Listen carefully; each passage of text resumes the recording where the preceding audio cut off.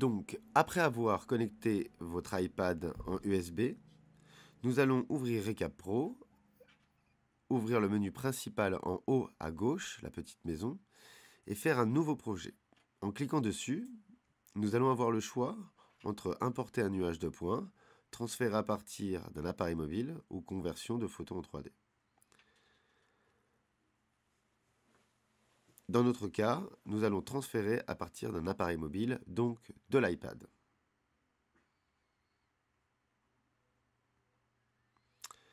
Ne pas enregistrer. Nous pouvons voir que nous sommes connectés à la tablette. Nous allons voir donc une liste des jobs. Ici, le job A du 5 décembre avec 5 numérisations. Je clique dessus, je sélectionne. Je vais donc aller chercher l'endroit où je souhaite le ranger. Ici, sur le bureau. Je vais lui donner le nom du magasin.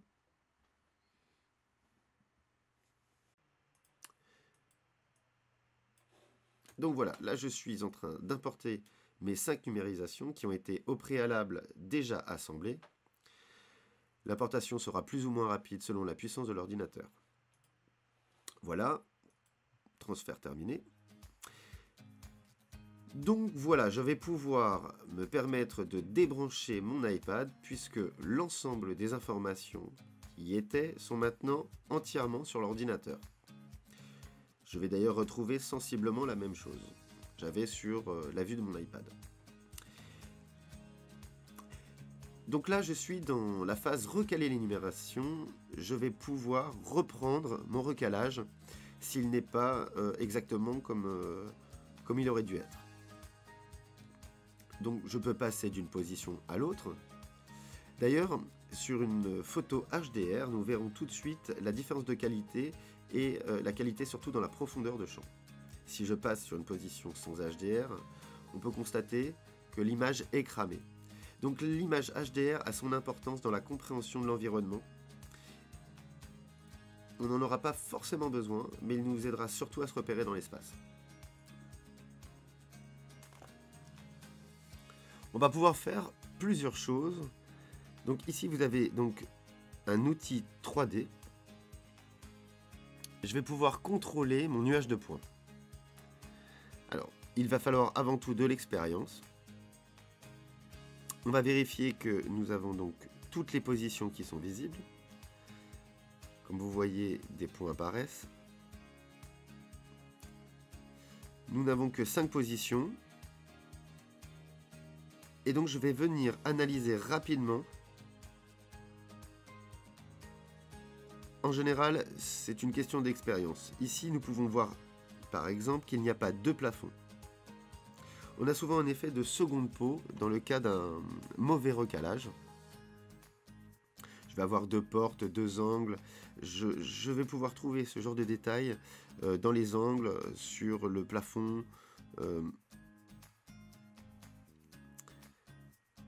Donc je vais essayer de vérifier s'il n'y a pas de cloison bizarre. Ici, je peux voir tout de suite que l'angle du poteau, j'ai qu'un poteau.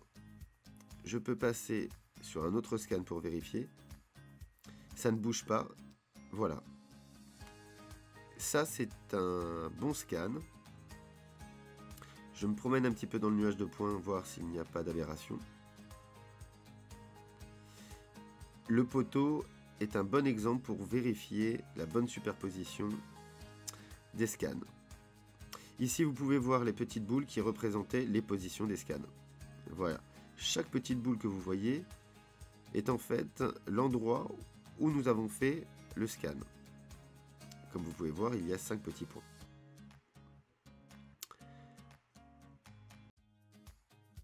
Si jamais les images ne sont pas bien assemblées, on va pouvoir le faire manuellement.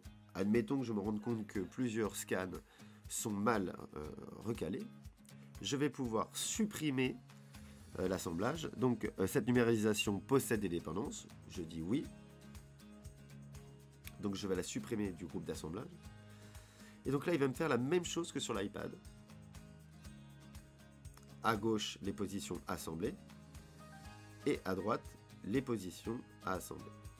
Donc je vais venir à droite trouver des points de repère et trouver sur l'image de gauche les correspondances.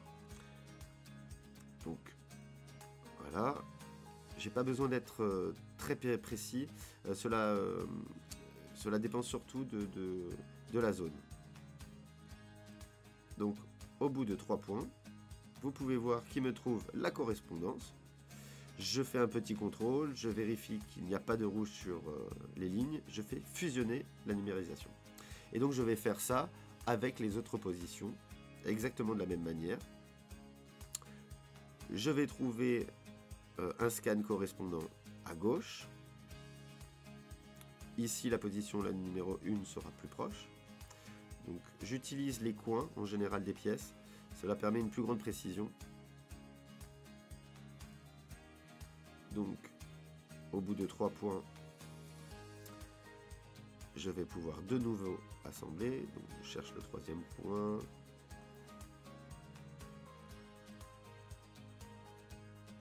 Donc, voilà, 2e point. J'ai ma correspondance. Je fais un petit contrôle, qu'il n'y ait pas de ligne rouge. Je vais vérifier quand même bien qu'il n'y ait pas de ligne rouge. Voilà, bon, et bien là je vais pouvoir faire donc fusionner la numérisation. Comme vous pouvez voir, c'est extrêmement simple. Il n'y a rien de compliqué. Il faut juste trouver les correspondances entre l'image de gauche et l'image de droite. Ici, vous pouvez voir que je vais devoir donc approuver.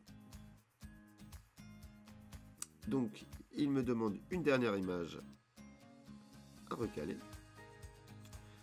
Donc, je vais de nouveau trouver mes 3 points de correspondance.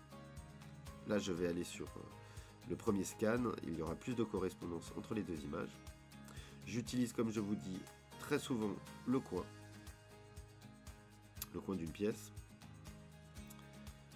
Ceci étant, je vais vous montrer, nous n'avons pas besoin d'être forcément très précis.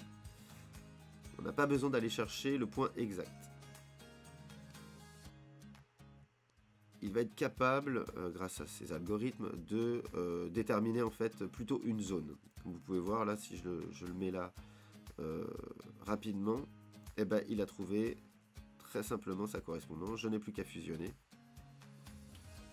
Je clique grosso modo dans une zone. Il va faire le travail tout seul. Ici, vous pourrez voir la même chose qu'on avait sur l'iPad. Un contrôle. Il va attendre qu'on valide. Vous pouvez voir approuver. Tant qu'on est dans l'équilibre du vert et du jaune, on est presque assuré d'avoir quelque chose de parfait. Si vous avez du rouge, recommencez à recaler les numérisations. Donc, ce qui peut être intéressant dans notre cas, c'est lui qui va faire, c'est de faire de nouveau un petit contrôle dans la partie nuage de points. Voilà. Je vais donc faire apparaître l'ensemble des scans. Dans l'idée, il serait intéressant de recontrôler le poteau central et bien voir que les angles sont parfaits. Il n'y a pas de double pot. Le logiciel est très visuel. S'il y avait une erreur, on le verrait tout de suite. Donc voilà, je vais faire un petit peu de contrôle sur les angles. Tout est parfait. Donc voilà, vous êtes capable maintenant de recaler les numérisations si elles n'ont pas été bien faites dans l'application avec l'iPad.